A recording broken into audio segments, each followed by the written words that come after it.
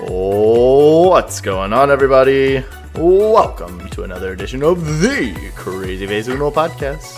I'm your host, Shane McNeely. Just to let you know, CrazyFaceUno is inspiring others to do good, to make a difference in our local and global community. And I want to introduce my guest today. He topped the charts in the last 30 days of our podcast. Number one in your hearts, number one in your ears. Tony Wiltse. What's up, man? I've noticed that whenever you do those intros, you always stare at the host in front of you. I do. And I always wonder how people feel, like, especially if they don't know you as well. I feel like you don't break eye contact. No, I just stare. With the intro. It's pretty good. Yeah. Props. It's probably something I do. Tony, welcome back, man. All the way from Indianapolis. Thanks. No, just kidding. Lafayette, Indiana. Yep. Home of the Purdue Boilermakers. That's right. It's called Star City. Ooh. I don't know why it's called Star City, but it's called Star City. Well, we're going to make you a star today, Tony. Oh, thanks. Pretty excited about that. So, Tony, we are Skyping. There isn't going to be any video for this. I haven't been posting the videos lately, if you haven't noticed, on YouTube. All right, that makes me feel good. Yeah. However, you're going to get his beautiful voice across the microphone. Dude, legitimately, you have been, in the last 30 days, you have been my number one podcast on Podbean, or like throughout those different hosting platforms. I don't know. I haven't added in, so from the website, and like SoundCloud is pulled from the website and that stuff. But yeah, 71 listens. That's so interesting. Yeah. To me. Hopefully this one gets more. I know. That will be good for you. Well, hey, whatever. I'm just happy you're here. I'm happy to be talking to you. So. Yeah, likewise. Dude, we had we kind of talked about a few different things you wanted to kind of get into today. And I'm pretty excited about this conversation. The one that it keeps coming up, the one we've talked about a lot, or the one that you've, I think, been most interested in talking about, has been just transitions in general, I think. But most importantly, your transition from teaching.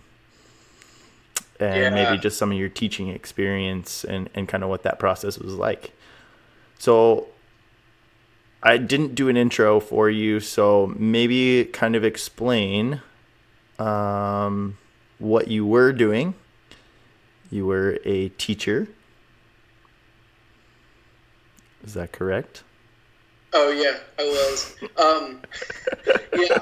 So if you go back to episode number... Blah, blah, blah. Blank, one of the Bethel Boys series. I'm trying to plug your podcast, Shane. Yeah, absolutely, man. Yeah, if you give that a few listens, you might get Shane a few bucks or something eventually. That's possible. And anyways, yeah, we talked a little bit about it, I think. Well, as far as just kind of my background, so real quick, like Shane and I studied adolescent studies and youth ministry. We studied youth ministry, adolescent studies at Bethel College. That's right. Bethel University, right? Correct. And so that was how we met. Basically, yeah, got it was a teaching job at the Crossing Educational Center. It's an alternative school. Shortly after graduating, like 6 months, and I worked there for 3.5 years, and then during that time I did a transition to teaching program, and I got certified as a secondary Spanish teacher. So cool. I eventually got a Spanish teaching position. So yeah, I was teaching high school Spanish for 4.5 years. I think that's right. Yeah, and the part of your education that you didn't mention is that you are a Spanish minor. Yes. Correct? And you spent a semester abroad in the Dominican Republic? Yep. Yeah, that was probably one of the top, like, most one of the top events of my life that has, like, changed my life the most, I would say. That's really cool. So let's even go back a little further. You've told us, that you were a Spanish teacher at a high school. in Indiana. It's a small. It was a K through 12 school, all in one building. Really small town, like 1,300 people. Which the high school I went to was like, when I went there was like 3,200 people. Yeah, so but you went to one of the most gigantic high schools, probably one of the biggest high schools in the nation. Like, it's got to be up there. Yeah, and it's gotten Penn bigger, I think, since I've been there. So anyways, like it was just wild somehow I ended up in a very small town, like rural, culture that I didn't grow up in that. I did live out in the country in the Dominican Republic. Sure. When I was there for like 6 or 8 weeks, so that was really cool. Yeah. What has been your? I know I've heard your story. But what would you be willing to tell our listeners, what your drawl, or like what was your interest in learning Spanish, and kind of your interest in this field in a sense? I know it kind of goes back a little bit. And I think it's an interesting story, kind of maybe to lead up to maybe the rest of your Spanish-speaking teaching life. Yeah. I think there's a lot to that. I talked about, from my memory, I think we talked about it some on the last episode, so you should check out Thee CrazyFaceUno episode, fill in the blank. One of the Bethel Boys series. You can edit that in, and you can voice over it, you know what I'm saying? I could. I don't know how to do that, actually, so I'm not going to do that. I'm not going to do that. But actually, to speak to that, it's correct. I'm not lying. I could figure it out. I could figure out how to edit. It's obviously, I know the concept and know how to do it. But something I actually kind of pride myself on in some ways is the podcast is pretty raw. It just is what it is. And I'm not going to cut things out. You're going to get the truth. You're just going to get the whole deal. And I say that, and I also, the intro was take 2. So I did mess up the intro the first time. So if I screw it up in the beginning, I might as well start strong, right? So full disclosure, my intro with Tony, the one that you heard, was take 2. I think that's cool, man. I think people like that. I feel like you're going for authenticity, and I feel like that's what people like. I think that's why podcasts are so cool, because it's like, especially if you're listening to someone who's quote unquote famous, or you admire them, and they're a famous person. It's like it just sounds like you're like hanging out in their living room, and it's like you get to know them like personally, but at the same time, you don't really know them at all. Yeah, it's very interesting to me. That's why I love podcasts. Yeah, me too. Absolutely. One of the reasons. All right, so man, this has been the longest intro into the life of Tony Wiltse ever. Okay. But yeah, I can do it more succinct, more. No, it's fine. That's what it is. I keep jumping in and cutting you off, so it's all good. Yeah, tell us your background here. Okay, so where was I at? Okay, so teaching, right? It was a really small school. When I started, and I was still doing my transition to teaching program. Thanks. And so anyways, I was the only Spanish teacher, and I had like 100+ kids and teaching all different levels, all the levels of Spanish. So anyways, it was a lot. Yeah. And we were able to build up the program, and we got a second teacher, and it was really like established a good foundation. So I was really happy for all that we did in the 4.5 years that I was there. So you were there for 4.5 years. Go ahead and go all the way back. Your first introduction to Spanish. Tell us about that. Yeah, so I took my first Spanish class was in 8th grade. The first language that I studied was German. we had to take a semester of German and a semester of Spanish. I took German first, and I loved it. The teacher was amazing. He would go around and just talk to you all in German and mess with you, like joke around and jump up on the table and sing songs.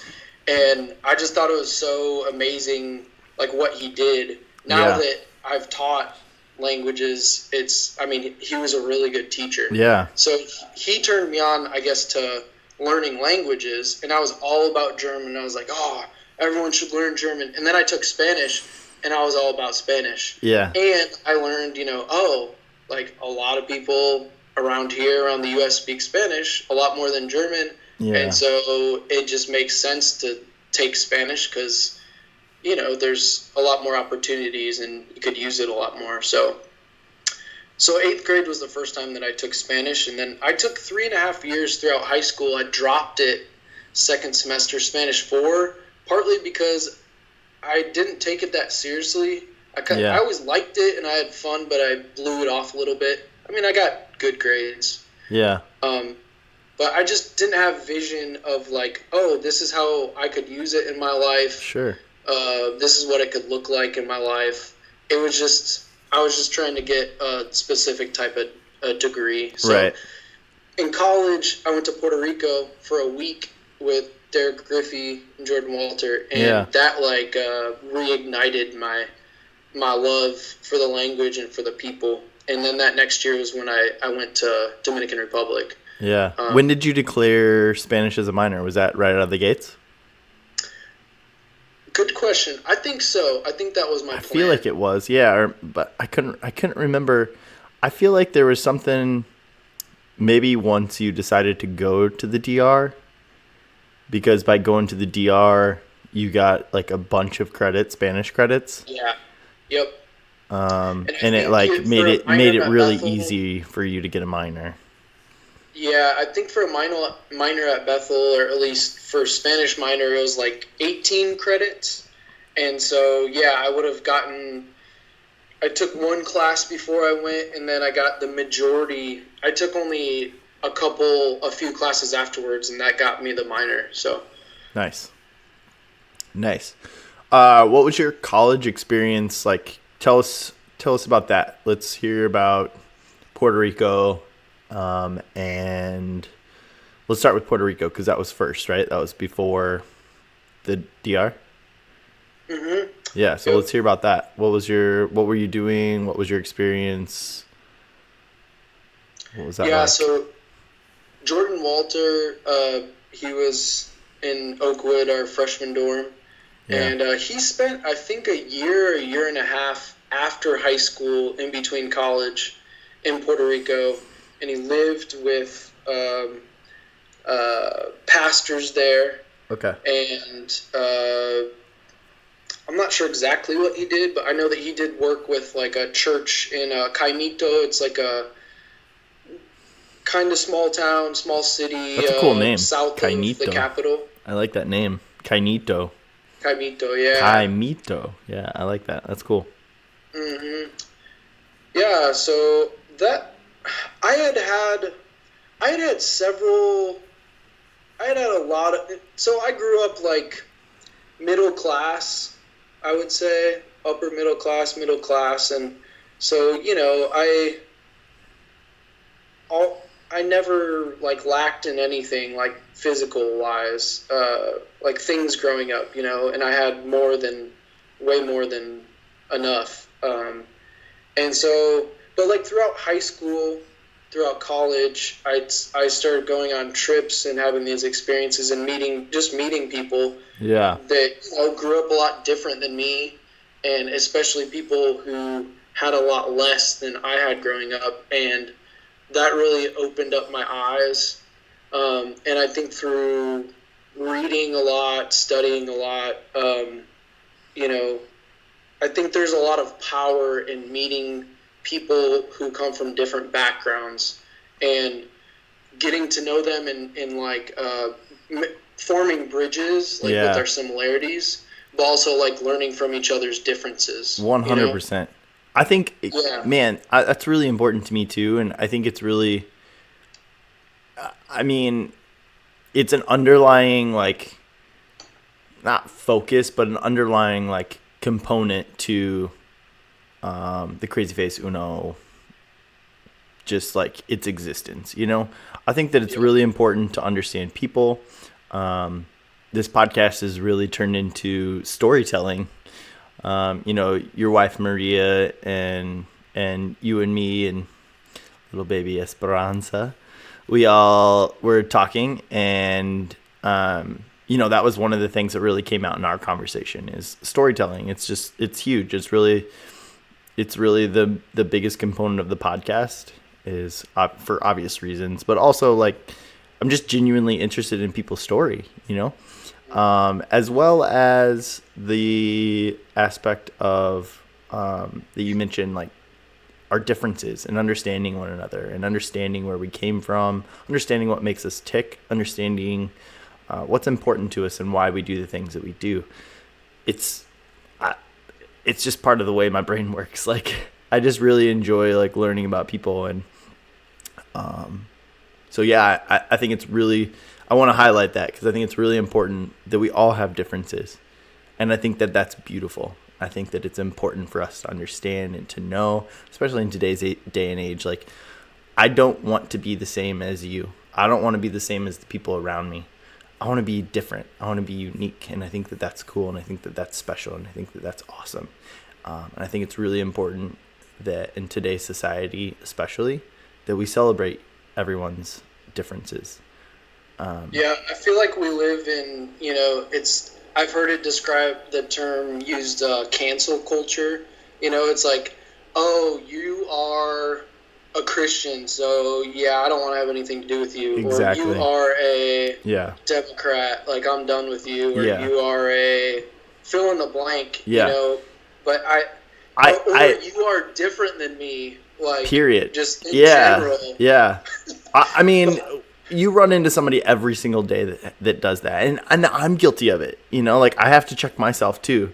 There are friends of ours. There are people that we know and love and care about, that have very different views on life than us, and that's okay.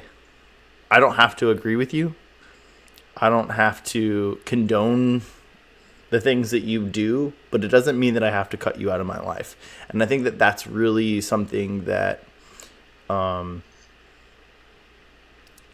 is important to state and important to talk about, because just because somebody has a different view than you, just because somebody is different than you, doesn't mean that you can't be friends, that you can't associate yourself with that person. We're in a really sticky place in today's day and age of, man, there's just some divisive things that go on politically and just societal wise, that we, like, don't have redemption for these things that we disagree with. Yes, their value, their character, they're, like, fundamental to who we are as human beings, in some cases, and I get that. But my take is that it's really important for us to have conversations and to talk and to be just to love. I mean, honestly, that's it. I mean, in some ways, it's as simple as, like, hey, I don't agree with you, but I love you, and that's okay. And it doesn't change the fact that it doesn't mean that I can't be your friend because I don't agree fundamentally or the values that you have. Like, that's not the case. Like, it's really not. And how do we see change happen if we don't continue to love and breathe into people, and we don't see people's differences and try to understand them and understand their perspective? You don't have to agree with it, but it's important to understand people's perspectives. I just really, sorry that I'm on my soapbox now. No, I mean, I think what you said about stories and storytelling, that's why I've listened to your podcast, or that's why I like your podcast, because Thanks. You pick one person, usually, per episode, and you get to hear their story. So for me, like, people's stories and obviously the people behind those stories have totally changed my life. I mean, yeah, ever since the beginning. But I can just go back to different. I can go back to Puerto Rico. I can go back to Dominican Republic. Yeah. Going to Chicago, going to New York, whatever. Going wherever in my hometown, and remembering people's faces and their names. Absolutely. And them telling things, sharing their life with me and me sharing my life with them. And it's just, there's something very powerful there. And I think it's transformative. And the cool thing is, that's been going on since the beginning of time. Yeah, it really has. Nothing's wild to think about that. We like the way we handle things, or the way we view things, or the way we like process things and talk about things has changed, but man, life just continues to go on. And I don't know. I really think that our differences need to be celebrated and is important. I don't remember which one it was, but there was an airport that Dana and I flew in and out of on our honeymoon, and coming off of out of the, I don't know, what's the little jetway, or what's it called? The Tarmac, the little like thing, and you come around the corner and there's this big wall, and it was basically, I think it said like celebrate your differences or something like that. It was basically like where it was just a wall full of like pictures of different people, different ethnicities, of different groups of people. I think it was like spot on. It was perfect. It was beautiful. It was like 100% what I believe in and stand for. And I just think being unique is cool. That personally, like, I don't want to go with the status quo, and I actually have to check myself sometimes to just not go against the grain, just to go against the grain. Like, yep. Dana will call me out on it, be like, you just don't like that because that's what everybody else likes. And sometimes it's true. And like, once I start playing that game or watching that show or whatever, I'm like, yeah, it's good. Okay, I like it. Like there's like been TV shows that I'm like, no, I'm not going to watch that because everybody thinks it's great. And then I'm start watching it. I'm like, yeah, it's great. It's awesome. Like, why did I like wait so long to do that? That was so stupid. I just took the whole week and I watched all the seasons. Yeah, it's great. Yeah. I still can't get behind The Office though. And I know that I get slapped across the face every time by people. Hey, there's hope. My sister was resistant towards it, and I don't know if my brother was resistant, but I don't think he was ever into it. And both of them have gotten into it in the last few years. And I mean, she watches it like every day. So, anyways, it's nice to be able to drop some Office references. I know. Everybody gives me a hard time. I try. I have tried. I can't say that I haven't tried. I probably could give it a little bit more of a try, but like I have tried. Anyway, let's get back to your life story and off of my soapbox. But yeah, just talking about storytelling and learning about different people, and you're kind of talking about Puerto Rico and kind of seeing those different things, and nothing in particular. But coming back from Puerto Rico, obviously that had an impact on you. Do you remember what that was, or like what that really was? It just the storytelling, or kind of like learning about people in a different culture, or what was that? What was that experience? I think it was all of that. I think it was.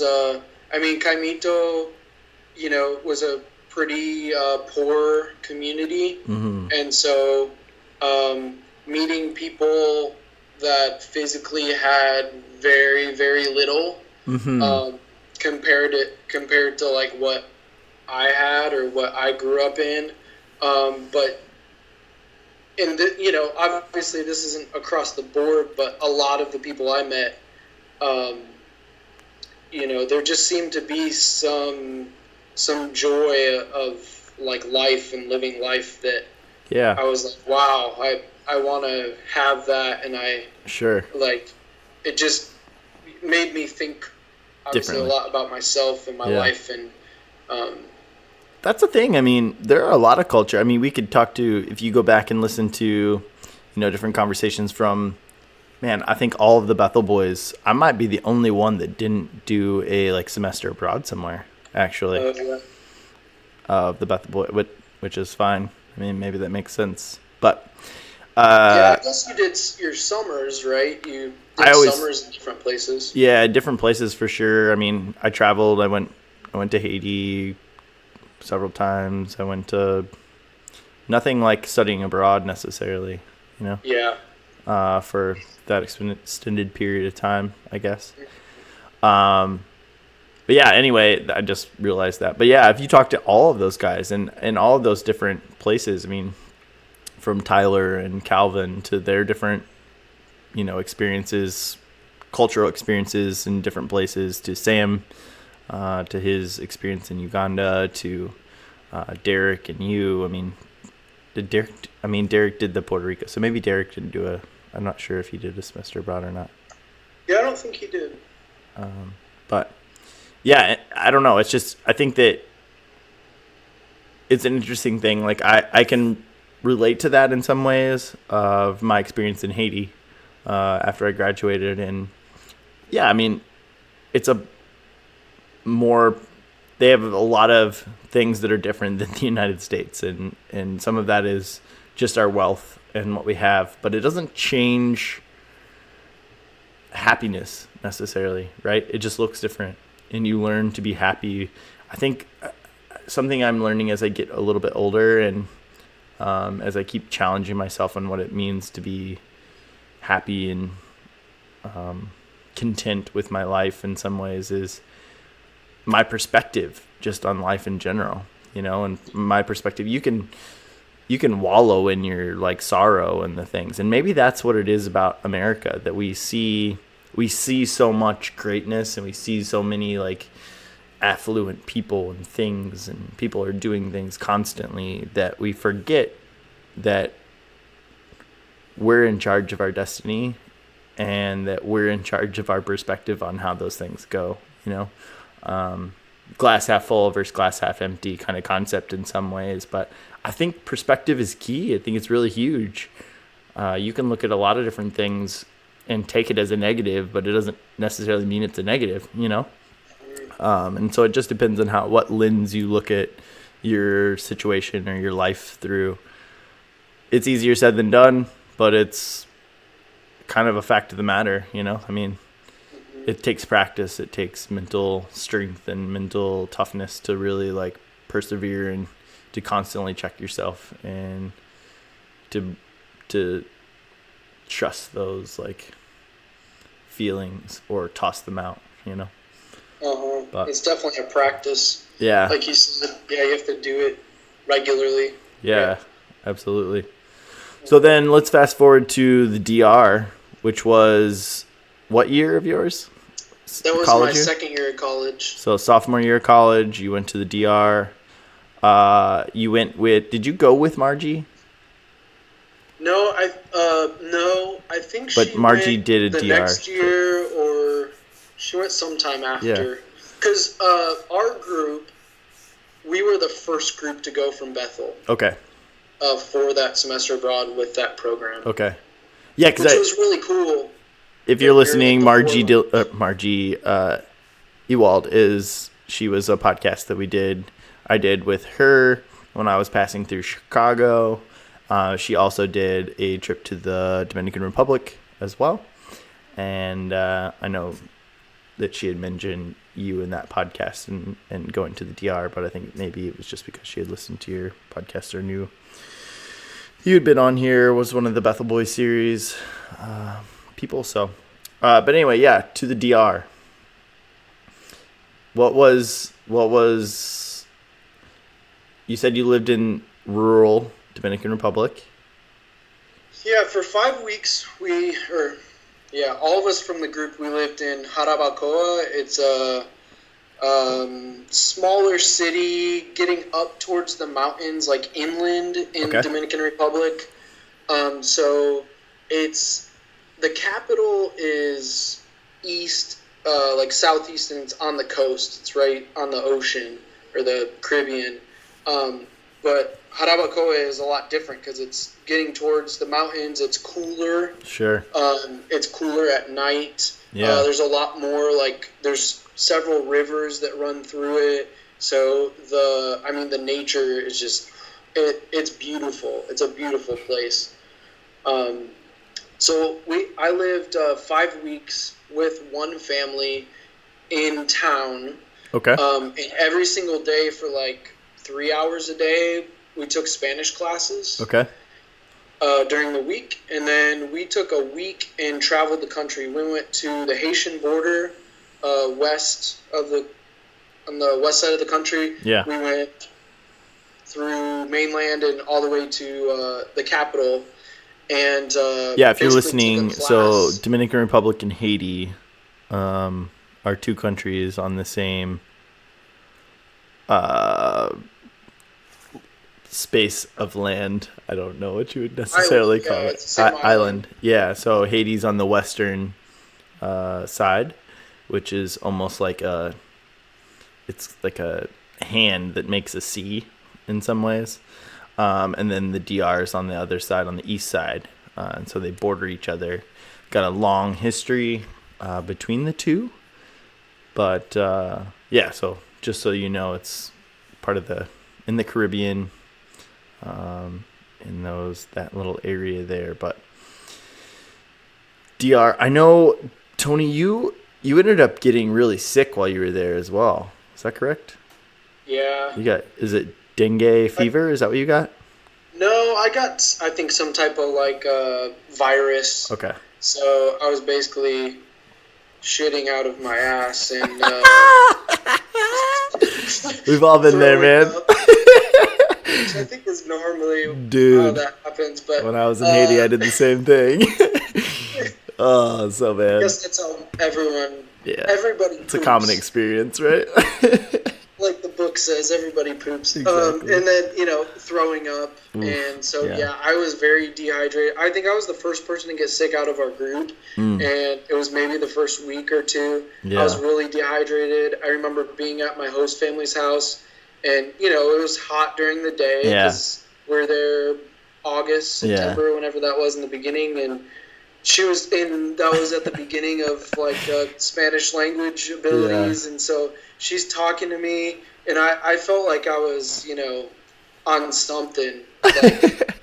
Just I wasn't dizzy and confused. Like, seeing things, but I was, like, in another world.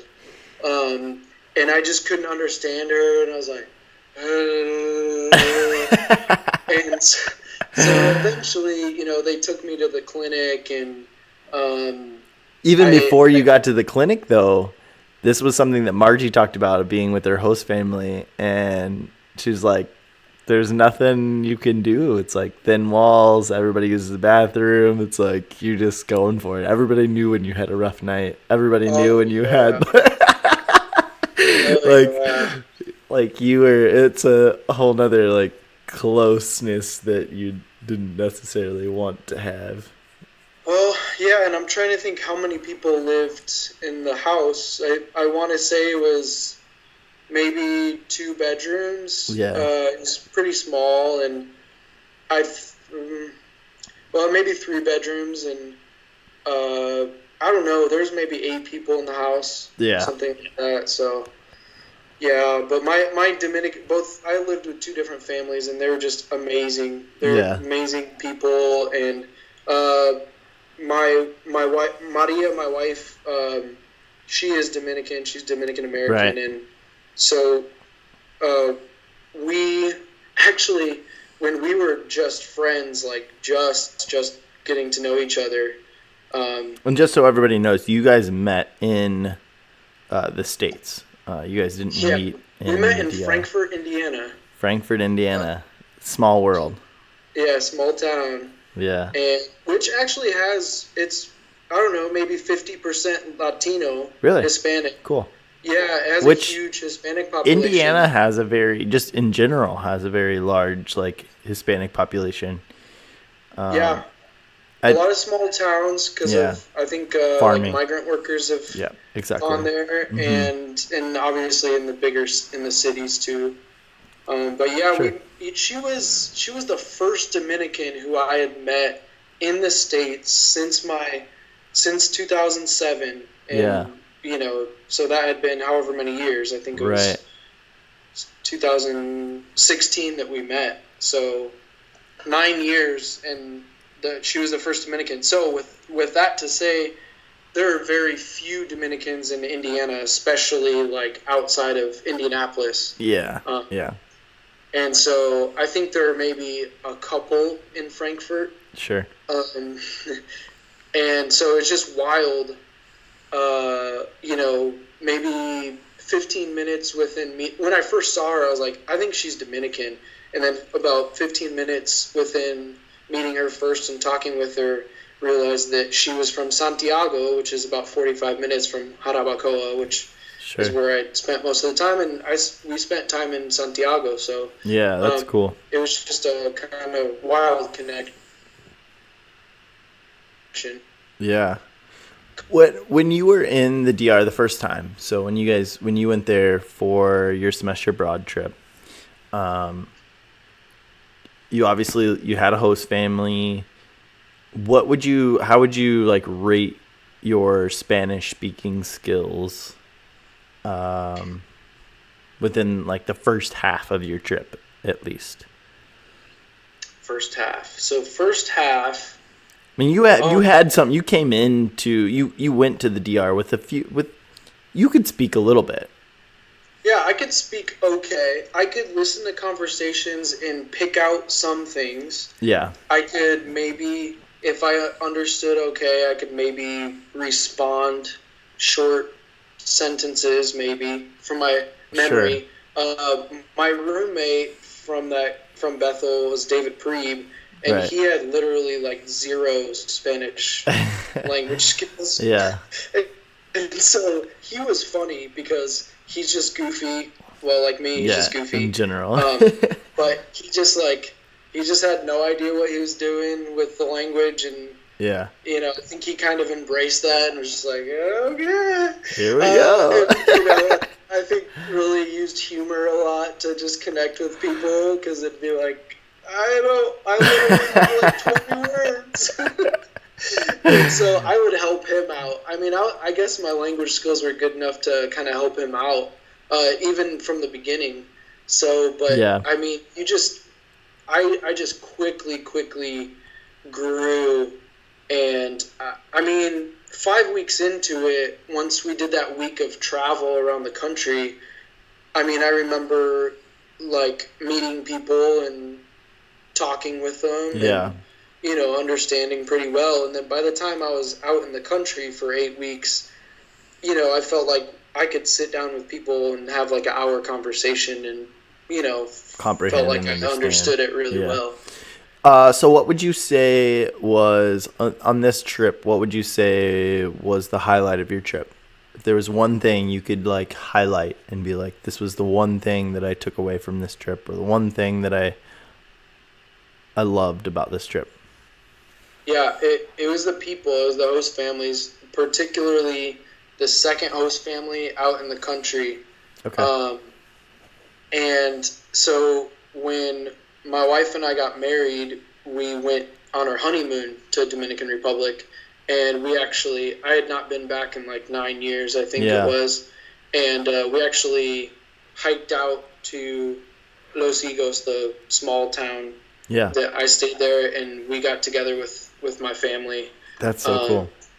Which was really, really amazing. And it was really powerful because I just remember sitting down with them, and my dad, Dominican dad, Jesus, he would say when we were there, he would go, he spoke some English and he would practice his English. Yeah. And he was really funny, and he would go, "Hello, my name is Jesus." That's so funny. He was a funny guy. Yeah. But anyways, he said something like, I told him that, I teach Spanish now and how that was going. He's like, why did you want to get into teaching Spanish? And I was like, you all, like right here, like, this is why I got into teaching Spanish. Like, you have changed my life. Yeah. And I don't think they really knew that / had made that connection. Sure. And they then went on to share how much me and David Preeb staying with them changed their lives. Yeah. That's so cool. And it was just fascinating. Yeah. It was very powerful. Well, plus like, your ability to speak Spanish now is like exponentially grown, since you were there. Mm-hmm. And so I'm sure that was helpful too, just being able to speak more clearly and fluently with them. Yeah, and that's what they would say. And that's when if I ever like chat online sure. through like Messenger or whatever with any other friends from Dominican Republic from that trip, a lot of times they'll say, "Oh, wow, your Spanish is really good." Like, yeah. I'm like, "Oh, thanks." Like, I've been practicing for the last 17 years or whatever. Yeah, absolutely. So outside of being sick when you were in the DR, what would you say was the hardest part about your trip?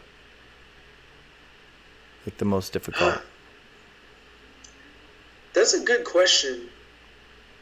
The first thing that comes to mind, I don't think this was like... This maybe isn't the most hardest thing, but first thing that came to mind was when we traveled the country for that week, we went and stayed at an all-inclusive resort. Okay. And they did that intentionally so that, because we had been living with normal Dominican, quote-unquote, normal Dominican people for 5 weeks. So we were just, it was like a lifestyle for us. And sure. So we went, they made us, they forced us. Yeah. No, they had us go and stay at an all-inclusive resort, which is super nice. It was really nice. We couldn't drink because we went to Bethel. Which was, looking back on it now, I'm like, that's a shame. As we both finished our beers that we were drinking before we started. But anyways, I think they did it so that we could see like the tourist culture and the tourist life compared to kind of your everyday Dominican life. Yeah. And it was, I had a very difficult time enjoying it. I did not feel like on that time that I could really enjoy it because I was just like, this is not Dominican Republic, and so many people are going there, and that's their only experience. Yeah. And I'm like, there's so much more you're missing out. Like, this is just a fake thing. And how has your perspective changed, or has it changed? I think in general my perspective has changed, and this is again, I'm speaking from like a middle class perspective. Yeah. But I think I just see, and it's, I think because of having some, like, faith changes, I used to, want everyone to go to heaven, and so, I want people to accept Jesus. Sure, and so, and I just wanted to, and I still do want to do good, like your podcast says, and create change and whatnot. Yeah. But it just looks a lot different than what it used to look. Sure. And I know you can relate to that. Yeah, very much so. And so I think I used to go on some of those trips, like I'd go on mission trips and go and meet people and whatever, and it was like, oh, these people are poor and or they're they're not Christians, so they're lacking in this faith area, and so they're like missing, like, I mean, I don't think I really thought that, like, oh, I'm better than them, but I feel like that's how it can play out. Yeah. And really from a lot of those experiences, Puerto Rico, Dominican Republic, meeting people on the streets in South Bend, going to Chicago, New York, all these different experiences, I've realized, like, oh, wow, like, we're on the same level. And actually, I went in thinking that I was going to give so much to these people. That is something that I took a lot from Dominican Republic. I went in, and there's a big frustration. So maybe this might be answering your question a little bit. There was a big frustration in the beginning because I was like, we went in there and we're like, oh, we want to serve these people, Right. and help them out, Yeah. and we were getting taken care of so well. Like, right. You felt almost our host guilty, I'm parents sure. were washing our clothes. They're making every meal for us. Yeah. They're just taking care of us so well. It feels and I weird. just feel like, yeah, it was. And especially being an American from like a Right. middle class We already have household, privilege. It's a very different mindset. You know, like I feel like in general, Americans, we have difficult time like accepting, you know, other people giving us things and offering us things, and you know, I guess you could say blessing us. You know, Yeah. and so I really learned like, and I remember Matt Crouch saying.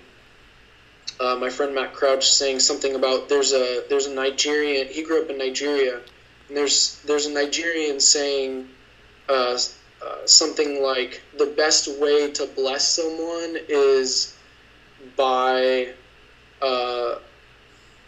allowing them to serve you, something to that effect. Yeah. And I have always, since that time in Dominican Republic, like I've just tried to embrace that. And I realize the richness in allowing, obviously it can't always be like that. You just always allow people to serve you and bless you and give you things and whatnot. But I think we miss out a lot because we say, oh no, I'm fine. Like, no, that's okay. But like in Dominican Republic, for example, with food, if you go over to someone's house, you know, and someone offers you a drink or food or a gift or something like that, and you deny it, you say no, like that's seen as rude. And so you always, I mean, this is at least my experience, what I learned. You always accept it because it's like, you know, these people are offering this thing to you, and that's an amazing thing. Like, why would you deny that? Yeah, absolutely. And I think that the thing I want to kind of like add to that, and in today's society in America, we are very privileged. We have a lot of privilege here. I think that it's perspective, right? And this is something that I think I talked about with you and Maria when I was there visiting. But something I've really challenged myself is to say thank you more often. And when I see things that I approve of and things I want to foster a healthy relationship with, that's a weird way of saying that, but just saying thank you, you know? Sometimes it's the thing that just came to my mind was, you know, I was in the airport when I came back from Florida, when I found Dana and I our apartment that we're living in right now, actually. And they had a really bad storm that morning. There was lightning, so there were delays already. They blah, blah, blah, blah. Long story short, the lady that was running the like counter at the airport for Delta, I believe it was, and she was killing it. She was on fire. She was doing an amazing job. She had a great attitude. She was handling all the little like bits and pieces that were coming at her, and she was on top of it. And you know, the simple thing of being like, "Hey, you're doing a really great job." You know, like, "Hey, you're like kicking some serious ass." Like, I just want to say thank you. You're doing a great job. And just recognizing that people, it's a simple way of doing good and making a difference in somebody's life. Of just saying thank you, or like, hey, I really appreciate talking to you, or like, thank you so much for the, you know, like for the conversation, or whatever it is, just saying thank you. And it's a way, it speaks, I think, to similarly to what you're saying. It can be uncomfortable. I'm the worst at receiving help and asking for help. And sometimes it's just a matter of going, hey, thank you. I really appreciate that, you know, and just accepting it instead of pushing back, because pushing back can be more offensive or more, it's just not necessary when you can just go, hey, thank you. And seeing it through their perspective. Again, perspective, right? Of somebody wants to do something good for me. Somebody wants to help me. And who is it? Who am I to say no? And who am I to deny them if I wanted to do that? And something that, you know, I talk a lot about on the podcast, and something that CrazyFaceUno is all about is inspiring others to do good and make a difference. And if people are like, no, like that would be not offensive in some, but off-putting. I don't know. It would be like it wouldn't make me feel that great. So for me to reciprocate that and just to be, hey, thank you, I appreciate it. Like, thank you. And accepting those gifts and accepting those pieces that service that people want to give. Simply from my wife to the person on the street that wants to help me out, So, yep. Yeah, if you're out there, you're listening, remember, just say thank you to people. Hey, thank you to your servers. Thank you to your waitress, your waiter. Thank you to the people that are checking you out at the grocery store or whatever it is. Just remember to say thank you. Thank you to your housemaid. Thank you to your butler. Seriously though, like, it's like, honestly, like, it's really, that's almost even more, like, I have to remember to say, I know you're messing around, but like, legit, like, just saying thank you to Dana sometimes, being like, hey, thank you so much, I really appreciate that. Hey, thanks for doing the dishes today, I really appreciate that. And I tell Dana and I tell people this all the time, but you want me to do something for you, tell me you appreciate it and tell me thank you. Like, I'll bend over backwards if you tell me thank you and like, hey, I really appreciate you helping me with that. Like, I'll I'll do a lot of things for a thank you. Like, it feels good. So, but anyway, yeah. So the DR. Thanks for talking about that. Thanks for voicing that. I think that's really important for everyone to understand and hear, and kind of gives us a little perspective. Coming back, you obviously graduated college, adolescent studies ministry major, Spanish minor. You had already talked about it a little bit. About 6 months after graduating, you jumped into your teaching at what was it called? Crossroads? Yeah, the Crossing. Before that, for a few months, I worked at Family and Children's Center, which was kind of down the street from Bethel, and it was a youth treatment facility. Okay. So, every kid had a different story. Some kids lived in a really bad situation at home, and they were taken out of the home from, by authorities. Other kids made bad decisions and ended up there. Sure. So that was like, it was a wild experience. It was one of those deals where there's all these different subcultures, right? And you may hear about a certain subculture and maybe know a little bit about it, or like. Well, and there's stereotypes of those at least, or perceptions of those different subgroups of those. Yeah, well, like, I had driven past that place so many times, but when you actually get into it, it's like, whoa, there's a whole nother world that a lot of people do not know about, that I had not known about at all. We had to physically restrain kids, and it was I learned a lot. I was grateful for the opportunity to work there. So I worked there for, I don't know, it was kind of short, maybe 4 months, and then I got a job at the Crossing Educational Center. So that was an alternative school. Yeah. And you said you worked there for 4.5 years? I think I was there for 3.5 years.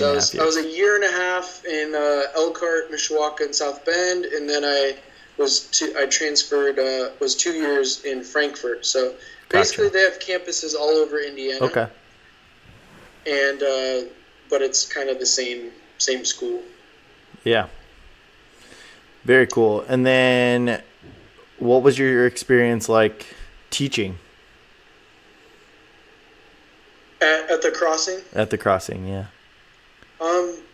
So the Crossing was cool because it was like a combination of, I thought about going into education or youth ministry, and it was like that combination because it was faith-based, and it was very like relational, like focused on getting to know the students and meeting them where they're at, and talking through life issues, things like that. But then it was also, I mean, it was an actual, legitimate school, so they're getting their diplomas, they're getting their education. Yeah. So yeah, and again, talking about stories, I mean, I just fascinating the students' lives and where some of the students had come from, the current situations that they were living in. I mean, it was across the board. Some kids, came from boys' school, girls' school. Other kids had really bad health problems, and so they missed a lot of public school. Yeah. And they just couldn't keep up, and then they would go there. I mean, there are kids that like threatened and like tried to fight administrators and did wild stuff. So it was a very interesting, difficult job. I learned a lot. And what would you say are like 3 things that you learned that you really value from your experience there that are positive? To not write out, to not like write off people. That's a good one. You know, like with labels, you know, like the like one of the labels is like troubled teens, you know, troubled kids, which, I mean, you could use that label for probably all of the students that go to the crossing. But yeah, I mean, that really diminishes. It's limiting. It is. It's very limiting, and it diminishes each student's story, their life. And it is, it's limiting, and it like, what's the word? Well, it can be like a self-fulfilling prophecy. Exactly. Like, you tell someone, or they believe, there's something like, oh, I'm a troubled teen, so I can't do this, or it's gonna be like this for me. So that was a big one. Again, it was a lot of just trying to get to know each student and get to know their story, get to provide a space to like hear their story. And it was very difficult because I felt like the students were placed before the staff. Like, I compare it to like families, like that, like put their kids first, like always, and then they like the like partners end up having a shitty relationship because they're only focused on their kids and always putting their kids first, and they're not like taking care of their relationship at all, and they think that like that's the best thing to do for the kids, but really, because of the crappy relationship of the spouses, like that pours over into the kids. I feel like that kind of, at least from what I experienced and saw, that kind of happened at the crossing, and so it was very, very taxing on the staff. And I mean, I felt like it was like you were called to be like a youth pastor and a teacher at the same, like in one. Because you, for those of you that are hearing this and kind of, I understand what he's saying. It's the relationship building. It's the relationship with the students, and I think that's the part that you're talking about with the quote, like youth minister part of things. Like, it's like building those relationships, and it's the part that you're, if I can speak for you, and correct me if I'm wrong, but I think that what you're trying to say is that there's so much that's going on in these students' lives that like to neglect and not to focus on those things and only to focus on the education piece, you'd be like doing these students and these individuals a disservice. And so it sounds like you're saying that organization didn't foster a very healthy relationship between the two, and which made things difficult for you to feel like you were doing the best that you could for each individual student. Kind of, yeah. I think that usually the administrator or like the head people just kind of thought like, all right, what's the best for the students, instead of, I feel like it's holistically usually, looking at both. And yeah, and I feel like it's usually best, like, I think if you have a very healthy staff and healthy teachers that are being well taken care of and doing really well, like, it's gonna be really good for the students. Yeah. And so, I just think I personally experienced it, and I saw a lot of people burn out really quickly, and I think that's common in education, but especially there. Yeah. I think there's just like a high turnover rate. And yeah, I see that in the special education world too. I mean, it's another one that's like very much the same thing. You just see high turnover. You go through a lot. It's difficult. Yeah. But and I don't want that to overshadow, like, that organization, from my experience and what I still hear. I mean, they have done amazing things. Like, there's great things going on there, and making a huge impact. Where a lot of these kids, I mean, they would just drop off. They go, which some kids end up doing, but they just go to jail, or they end up dead, or just never go back to school. And so the organization is fulfilling a huge need in a bunch of different communities around Indiana, and I think that's amazing, and I was glad to be a part of that for the time that I was. But as I went through it more, I just realized I've changed and I've grown, and like, it's not the right fit for me anymore. Yeah. And I need to figure out what's next. Yeah. So how did you reach that? You obviously you came to that crux. Is that the right word? Sounds good. Sounded good. Yeah. I'm not sure if it was right, but it sounded good. Yeah. You came to that point where you had to decide. What was that ultimate decision, and when did you make that decision, and what did that look like? Yeah, I think when I transferred to Frankfurt, I started just exploring, like, mentally, becoming a licensed teacher. Sure. Because I wasn't licensed. I didn't have a teaching degree. Right. And I started thinking, like, what would I want to teach if I could? And the only subject I could think of was Spanish, because I was like, that's what I care about. That I love. Yeah. I love that, and that's the only thing I could see myself teaching, and that's what I'd like to do. So I just started checking out transition to teaching programs. I talked with a couple people that had done those, eventually I chose Indiana Wesleyan mostly because a lot of the programs you had to have like 25 credit hours in Spanish, and I had like 21.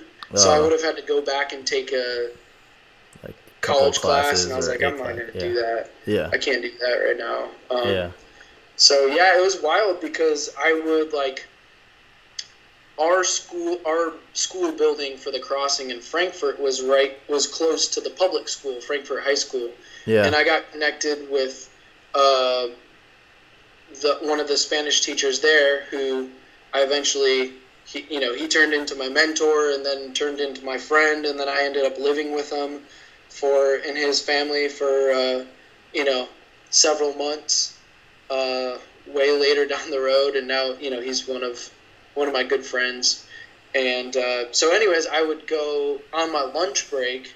I would go to Frankfurt High School and meet with him, and he was so just like hospitable and willing to do whatever. We would sit down and just speak in Spanish, or he would give me like writing prompts. I would write things, and he would review it. And because I was trying to prepare I had to take a Spanish content test to get my license. Okay. And that was pretty tough. So Yeah. So you got your license? Yeah, I eventually did. Yeah. um, And then I guess I don't know what was next for you. yeah, well, I guess I'm kind of confused as to what the next stage of your life was. I thought the crossing was where you taught Spanish. Oh, no. So I ended up teaching like one semester of Spanish at the crossing. And so when I realized like this school isn't for me anymore and there's something else, like I need to do something different. I want to be like a traditional teacher, have my own classroom, teach Spanish. I decided to leave the crossing. I didn't have anything lined up. And so for a couple months, I just job searched really hard. And the only job offer that I got, the teaching job offer that I got was at the school, that small town. It's Rossville, Indiana. So they hired me on an emergency license because I hadn't finished my program. I was still working on my program. Okay. My transition teaching program. So they had a huge turnover. They basically had like a lot of women that would get pregnant and have babies and leave and have subs in between and people leaving. And so it was kind of a So you became a teacher. situation. Yeah, so you became a teacher there. Yep. How long were you there? So I was there for 4.5 years. At Rossville. At Rossville, yep. Okay. So not for a year. Correct, yeah. I was at I'm the confused. crossing for Sorry, I'm 3.5 confused. Okay, so that crossing was 3.5 years, transitioned to Rossville schools, and you were there for 4.5 years. Yeah, I believe that's right. Okay. Yep. All right. Cool. Anything you want to talk to us about those 4.5 years? Yeah, again, like I said, it was a very small town, like a small town culture, rural culture, and that's just very different. I mean, I didn't grow up in that. Probably the most experience I had with that was like, my dad's from a small town in Southwest Michigan, so like going there growing up and living in the country in the Dominican Republic. Yeah. It was definitely like I was in a total different culture than what I was used to. So I felt like I had to like practice things that I was teaching my students, like in the place that I was working and teaching. Can you give us an example? Like,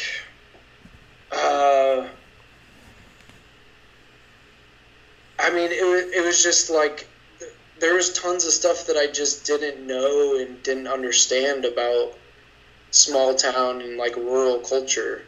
And so just like asking questions and getting to know like what people are all about and what's important to them. And it was cool because I was able to connect with kids who didn't fit into that box and like came from Lafayette, which was, that's more like kind of city-ish culture compared to where I was teaching.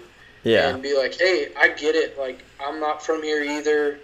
This is a different culture than I'm used to. And so I was able to connect with some of those kids about that, which is cool. Yeah, absolutely. But I really felt like I was like, a lot of people and kids just thought I was Hispanic.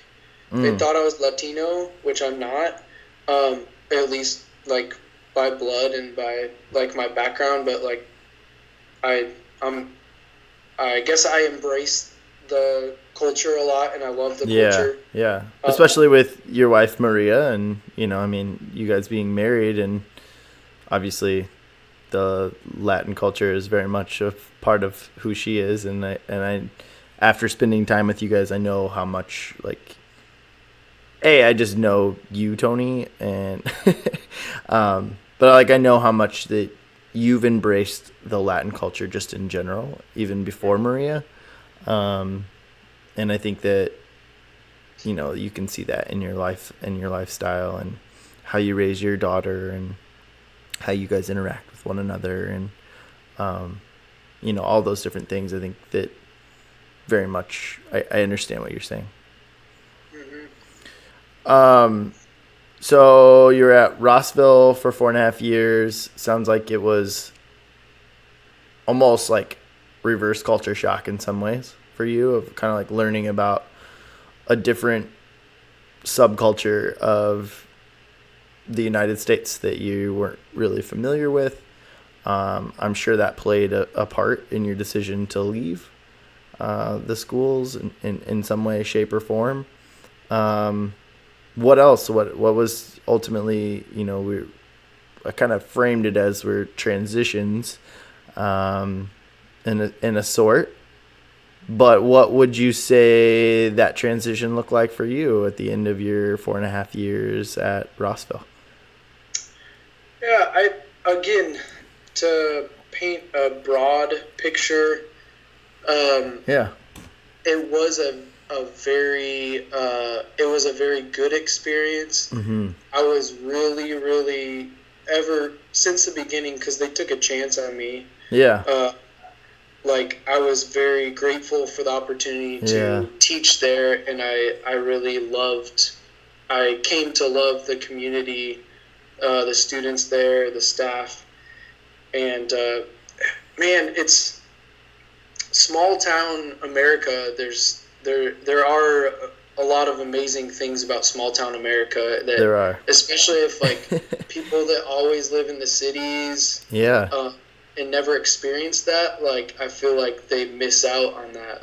Yeah. And I mean, you grew up in a, kind of small town, It's right? about the same size, I would assume. I mean, my graduating class, man, even less than that. My graduating class was 120. Yeah, that's probably about Rossville. So, yeah, maybe even actually a little smaller, something like that. I mean, 600 or less, is kind of the population of my school. And so, yeah, it's a 100% small town, rural Indiana is a different experience. Pros and cons. I mean, the simplicity of life. I enjoy the city. I like the city. Even where Dan and I live now in Coconut Creek, it's very suburban, and it's gonna take some time for me to get used to that. It's not maybe my favorite. I've always lived, since I left high school, I've really, since I went to school in South Bend, I guess it's a city, it's different, but being at Bethel and just around people, college is very much it's a city experience, even if you're not in the city in some ways. And I mean that by the busyness of life, and you're around people, and if you live where my mom lives right now, or where my grandparents live right now, you don't have to see anybody if you don't want to. You choose to go and see people. I mean, I guess going to the grocery store is different, but you know what I mean? It's just different, and everybody knows everybody's business. Everybody knows what's going on. And then from the student wise, it's everybody. I mean, I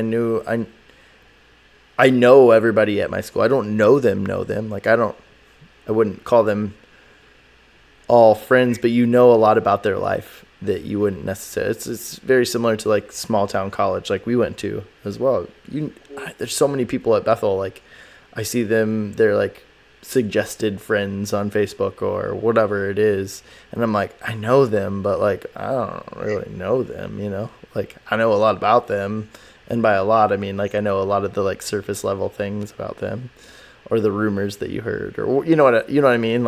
All those different things. But, yeah, it's just a different world to then go to the city, and there's a hustle and bustle. There's a buzz amongst the city, and it's just different. So. Yeah, it is different. Yeah. I agree. Yeah. I think it's the best way to put it. Yeah. It's just different than what I would prefer, I guess, personally. But I know a lot of people that love it, and that's their jam, and so be it. That's cool too. So I just feel like I learned so much there, and I yeah. grew so much. I mean, I went through a lot of different things in life, Yeah.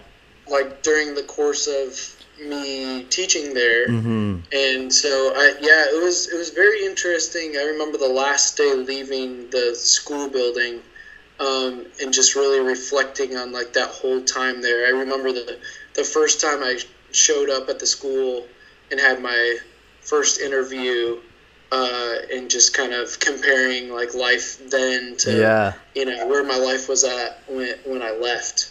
So yeah, it was kind of like one of those like movie moments where you're kind of like see your life outside of yourself. Sure.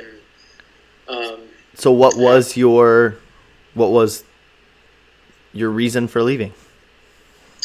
Yeah, I think that again, though I was really appreciative of my experience there, I just realized like that specific culture was, I didn't want to like teach and live in that culture like long term. Sure. It just wasn't. It wasn't mean totally, and so I think probably for a couple of years before I actually left, I was wanting to leave. I think the homogeny of the culture, like it's pretty much all white, and just it's small town, so like some of the kids had never been outside of the state or been outside of just that feel was it kind of wore on me. Mm-hmm. Especially because I was teaching a quote unquote foreign language. Yeah. Which comes with a lot of cultural differences and experiences and just culture in general. So it's like teaching a cultural studies class on top of teaching how to speak Spanish. Yeah, I felt like there were two things. Yeah. Whereas like if I was just teaching math, I'd just be teaching math. Mm-hmm. So yeah, that wore on me, and I thrive in diversity and diverse climates, and so because I felt like there was a big lack of that, it wore on me, and so I was exploring options for maybe a couple of years before that, but I kind of stayed put just because of where I was at in life, and it was the best choice. And then we found out we were pregnant, and then basically like did some calculations and figured out like, okay, if by the time that we paid daycare, mm-hmm. We're gonna have a tiny bit left of my paycheck. And so basically both of us are going to be working full time, and then I'm going to come home and be exhausted, and then like it's just for a little that bit. Extra little bit, makes sense. So Yeah, so we just decided it was going to be the best choice for us financially and just in general for our family. So December was when our daughter was born in September. And I wanted to make sure she was good and healthy. And then after that was when I went to my principal and said, all right, I'm going to finish out this semester, and then I'm going to leave after that. And so since beginning of January and end of December, I've been full-time dad, staying at home, taking care of my daughter during the day. Yeah. Now you talk about just a complete change and a complete almost flip of society in sorts, and I know we've talked about it, of just some of the struggles that we have as like, I'm not a stay-at-home dad, but my wife is the moneymaker in our family and very much supports our family, our small little family of 2 plus a dog.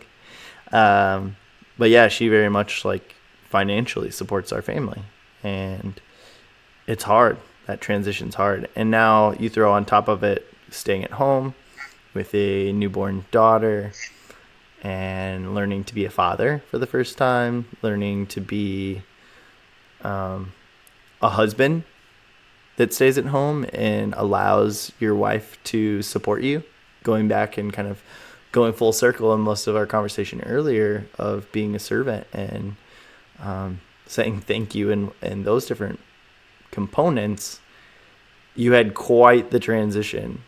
What was that like for you? What I know that's a really open-ended question, No, that's a but good question. It has been, and it was difficult. I mean, I had pretty much worked since I was like 15, and especially like after college, I a lot of times had 2 or 3 jobs, Yeah. and so, I mean, I see it now as my job. Yeah. But I know that's not easy. Yeah, and it is to take care of my daughter during the day. So that is my full-time job. I don't get paid for it. And in a traditional sense? Yeah, it's not like I'm not going to put it on my resume.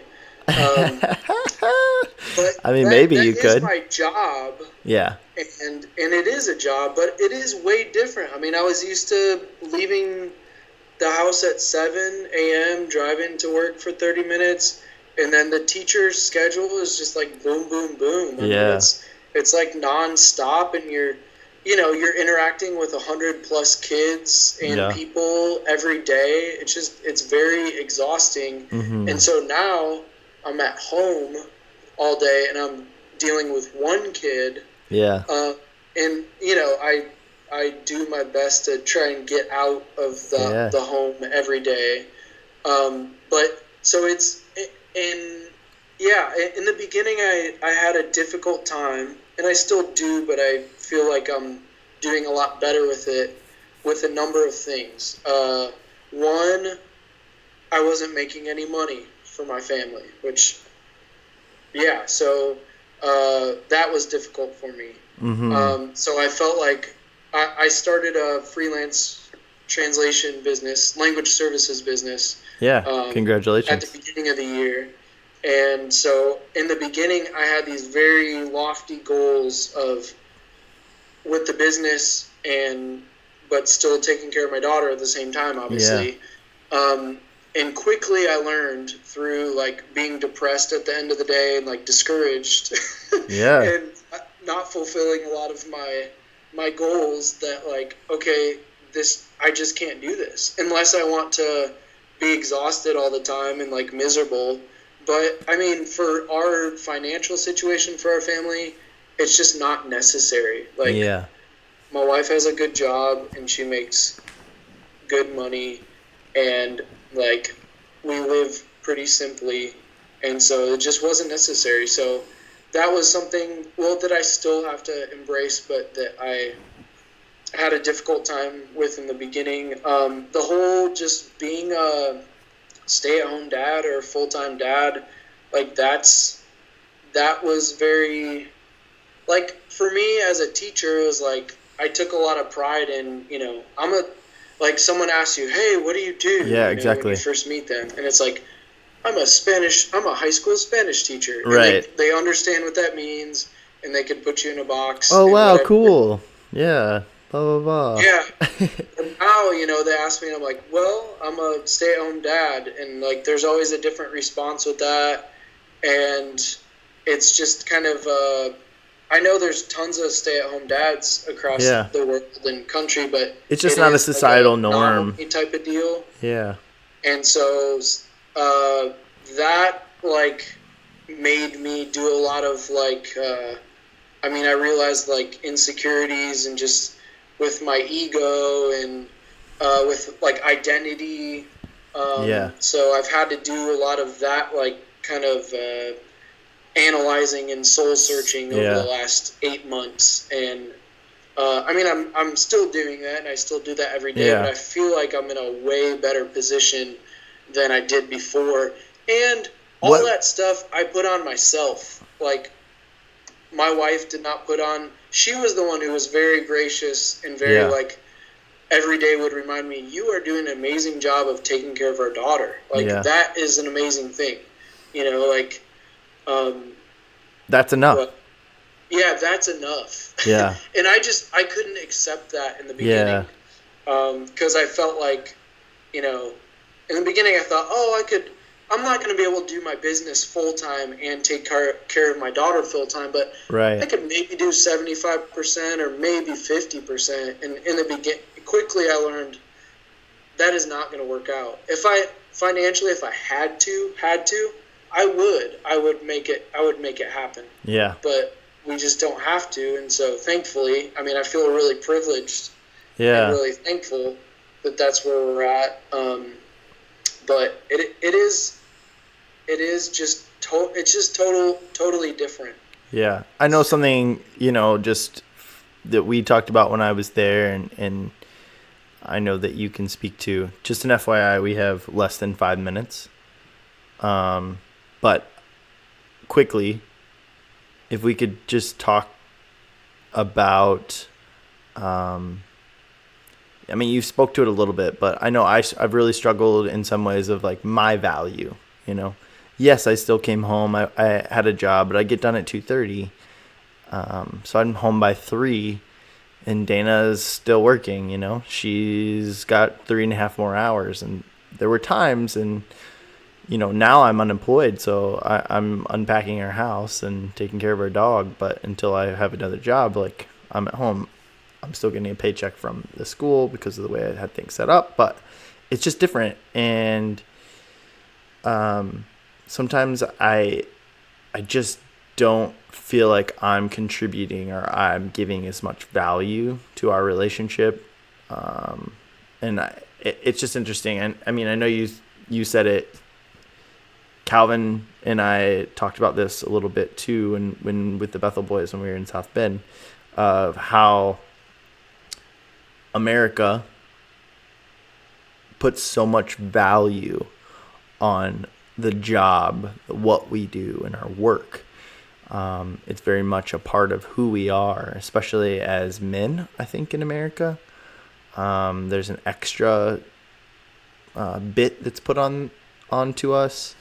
That's the stereotypical norm, is that men provide for the women and all of these things. But things are changing and times are changing, and it's not that way, and I don't think it needs to be looked at that way. And I think it finding those values and equality, and women have as much place in the workplace, being at the top and working hard and making money like men have in the past. And I think that that's really important for our society to get behind and to understand, and to also accept you as a stay-at-home father.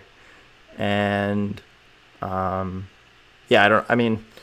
I already spoke to it, I guess, but I've just really struggled with that. And I think that it's really important for people to maybe just see things through a different perspective, or see that there's a different way. It doesn't have to be the way that we've always been taught or the way that we've always known, and times are changing, and get behind it and support it. And Tony, I think it'd be really, sorry, go ahead. Well, like you said, I feel like, our society puts so much weight or value in our jobs, like what we do related to jobs. And I also feel like we put a lot of the value of the job is dependent on how much money the job makes. It's like, you have a really low paying job, like, okay, that's okay, but versus like, you make $100,000. Wow, that's a really good job. You're doing great. Yep, I agree. I think it would be really cool, Tony. We're just shy of a minute, but if you want to say a little goodbye, maybe in Spanish, just to kind of speak to that part of you, I think that'd be really cool. You want to say a little something to our listeners out there that might speak a little Spanish? Oh, Spanish-speaking listeners. Okay, saludos a todos. Gracias por escuchar este podcast, y espero que ustedes estén bien, y cuídense mucho. Buenas noches. Que bueno. That's right. Thanks, dude. I really appreciate you coming on the podcast. We talked about a lot of different things, and I really value your perspective and your friendship. So thank you very much. I really appreciate you and kind of speaking a little truth into, I don't know, transitions in life through a different lens and a different way of seeing things. You're an amazing human being. You're one of my best friends. I love you so much. And I love you guys out there. Thank you so much for tuning in. If you listened all the way through, much love. Peace. Thanks so much, man.